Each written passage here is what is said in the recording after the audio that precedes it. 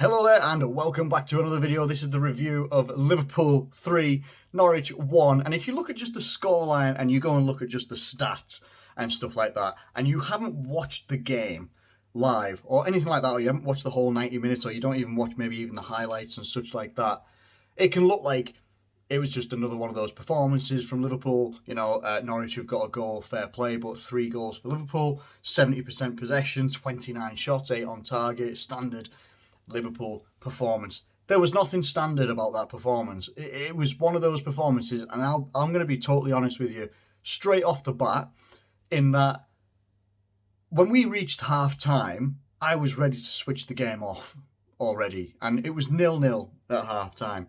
We come out into the second half and concede a goal, like on the 48th minute, and I think it was Rashica. I think that was his name. I'm not entirely sure what his... Yeah, it is. Milo Rashica. Look, horrible deflection off Matip, but it was, if anything could sum up that first half, it was that initial second half goal from Norwich. We looked lethargic, we didn't look very creative. Everything we seemed to do seemed to be aimless. We looked a lot more sluggish than Norwich. Norwich looked like they were pressing the hell out of us, and they just, for me, it looked like they were playing on fast forward and we were almost playing on slow motion next to rewind. That's how it looked to me, and I was really, really worried about this. I was really worried that this was going to be a result, and this should still be a learning curve for Liverpool, and me, myself, as a fan, anyway, because for a split second, I did turn it off. When their goal went in, I actually did turn off what I was watching. I was like, absolutely not. And then it was instantly, about like a couple of seconds, maybe 30 seconds later, after I had a bit of time to breathe, I went back in and started watching the game again. And it's similar to, in some ways, to midweek against Inter Milan, except you can respect it, and I don't mean this in the way that it's going to come across. You can respect it a bit more because Inter Milan are Inter Milan, right? And we're coming up against Norwich, who are in the bottom 3 at this point, and looking at getting a vital victory, a vital couple of points off Liverpool. And I was like, this shouldn't be happening. They were actually making it a harder game for us than it was against Inter Milan. Let's state some facts as well, in the fact that there were 7 changes to this team that I was not expecting. No Trent in the squad. I don't even think Robertson was in the squad, was he? Or was it? He was in the squad, but there's no Trent in the squad. Our lineup was just really... It was a bizarre lineup. Alisson in goal, that's not bizarre, but Gomez at right back.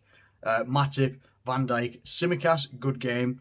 Oxlade-Chamberlain, Henderson, Naby Keita, Salah, Mane and Luis Diaz.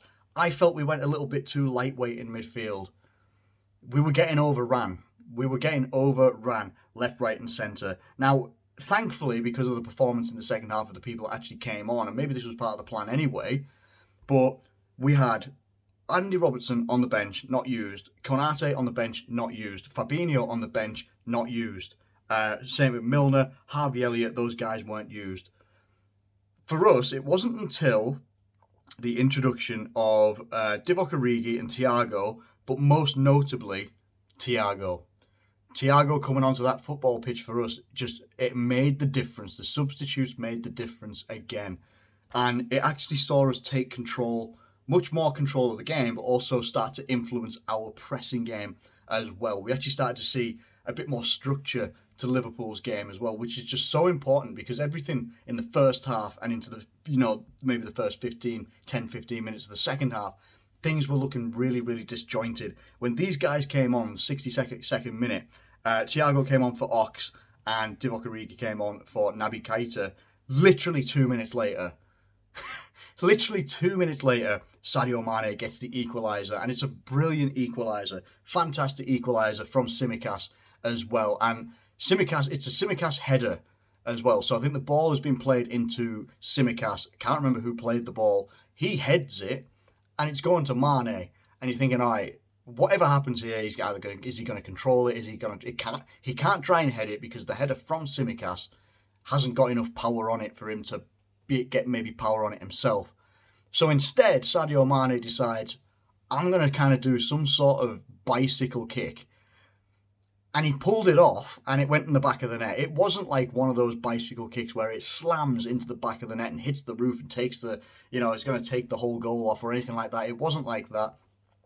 But it was an awkward enough shot for the goalkeeper. He could not have got near it because of the bounce that it took and everything like that. And it was perfect. It was brilliant. Then that goal went in, made it 1-1, and we started to see much more belief. I felt much more belief in this team. I felt much more belief in the players, and I could see it in the play. And not 5 minutes later, the fact that I can say Alisson got an assist, it's just magnificent, because we haven't been able to say it, I think, since he got an assist for Salah against Man United, I think it was. Similar sort of situation.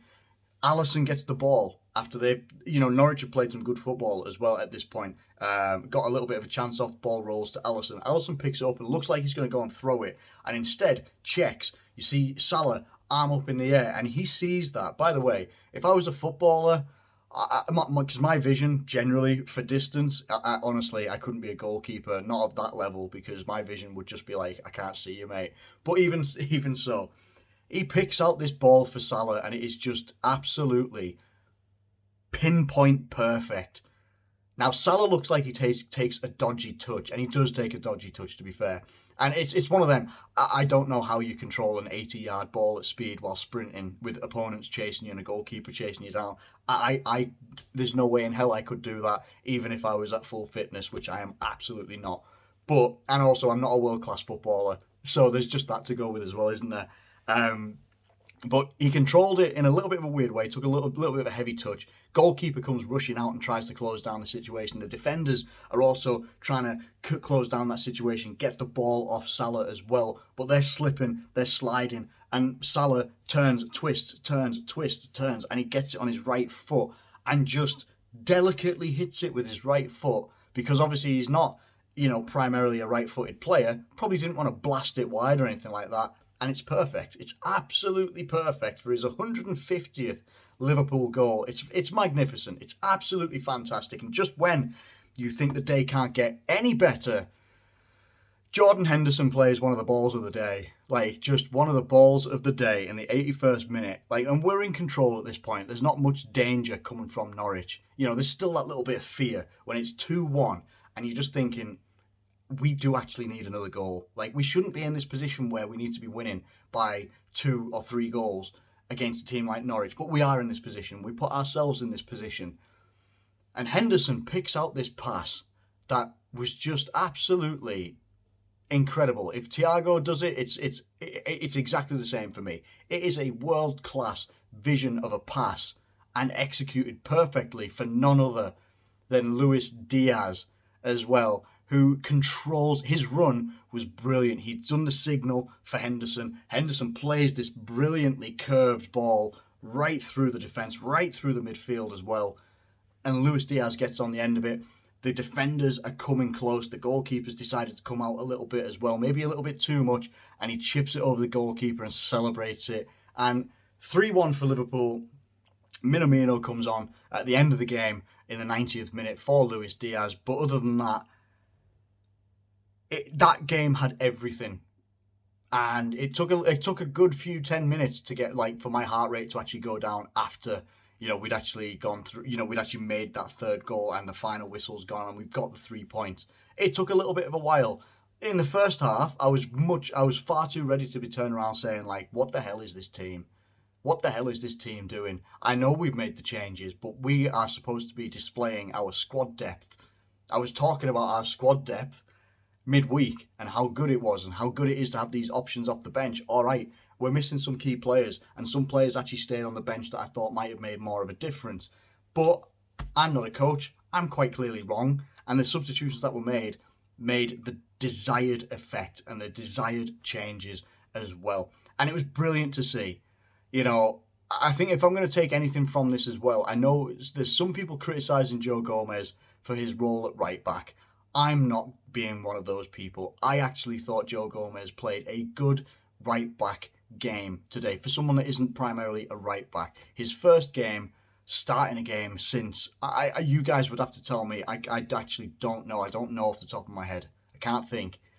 But I felt, because what we expect from right back is what Trent gives us, and nobody else in world football, bar from possibly a prime Dani Alves, can give you. And you can't expect that from someone else, especially someone else that is a title winning centre back partner of Virgil van Dijk and Joe Gomez.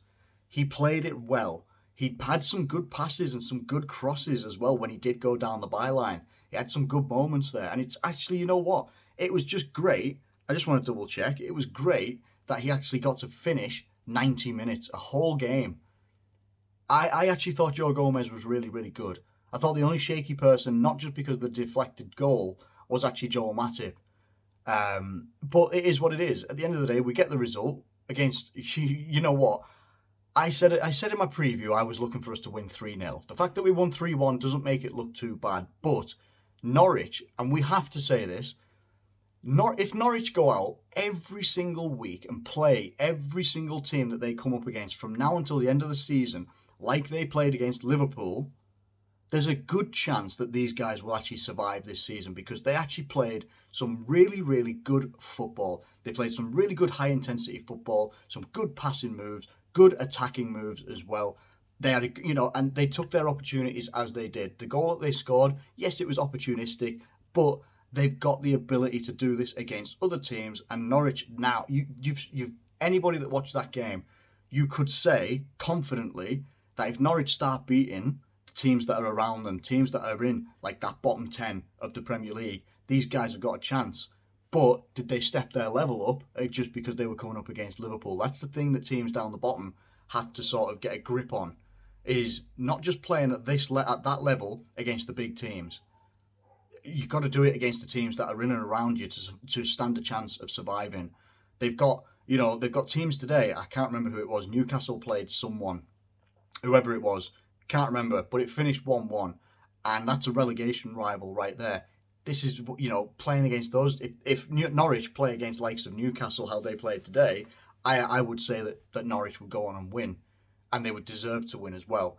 But let's just say right now, because in 15 minutes of recording this video, Man City are going to kick off against Tottenham, so we'll see what the points gap is at the end of the day. Right now, we are on 57 points. We're within 6 points of Manchester City. I'm not expecting Tottenham to do us favours, because Man City are a quality team, but we're getting the points on the board. Our next match, let me just have a quick look here. Our next match is going to be against Leeds, and it's Leeds at Anfield as well on the 23rd as well. So that'll be, again, I'm expecting a tough game. I'm expecting probably a similar sort of Leeds performance like Norwich have done today. That's what I'm expecting. So we'll see what happens when that game comes around. I'm happy with the 3 points, and I'm happy that I can turn around and say that Liverpool have won today, and that we were able to make 7 changes to the team as well. Luis Diaz getting his first goal for Liverpool and getting it at home as well. Fantastic. There's great things to love about this game. But there are definitely learning things that we need to take forward as well, especially when we're coming up against the teams that are fighting to avoid relegation as well. Anyway, I'm going to get out of here. I'm going to go and have a lie down, because I've got a headache after that game. So I'm just going to say I'm not watching the Man City Tottenham game. I'll see the highlights later maybe. But for now, I'm going to get out of here. I hope you guys are doing very, very well indeed. I hope you're enjoying your weekend, and I do hope wherever you are, I hope that the weather has died down, because it has here where I am. There's no substantial winds and stuff like that. So I genuinely hope that you guys are taking care of yourselves, looking after yourselves, and having a good weekend as well. And also enjoying the fruits of our labour during that win. Anyway, take care of yourselves, and I will catch you later.